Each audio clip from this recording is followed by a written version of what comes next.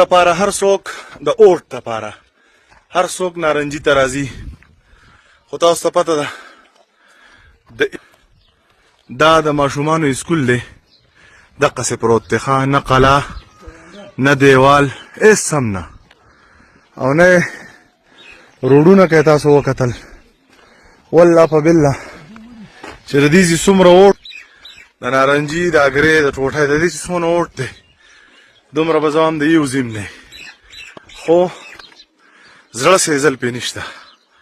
په ایمان مونږ پیاده روان یو ځکه چې ګاډۍ پکې نه ځي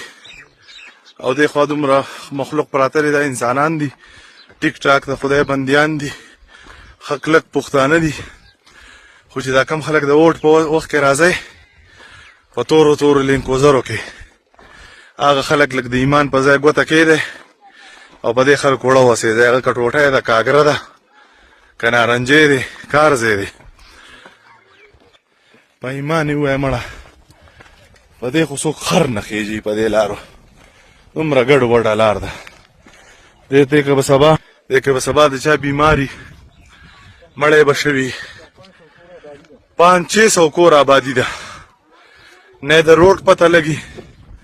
نه د اسکول پته لګي نه د اسپتال پته لګي.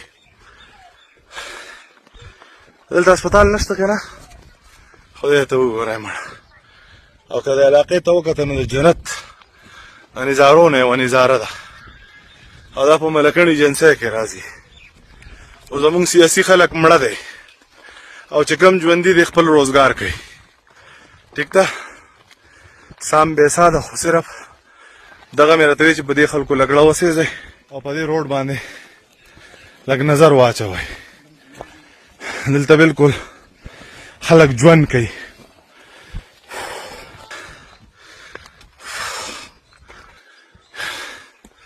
زمونږه کم چې منسټران به ورته ووایو په کوټ کې یو پل کوټ کې 2 کیلومیټره ځای شوی دی کوټ ته پل سره، او 2 کسان پې وړاندې یو وایي چې زما بورډ به پې لګي او بل وایي چې زما خلک یې په دوړو مړه کړه. شړق دې ستاسو په سیاست را پرېوځي، نالت شو په تاسو شه.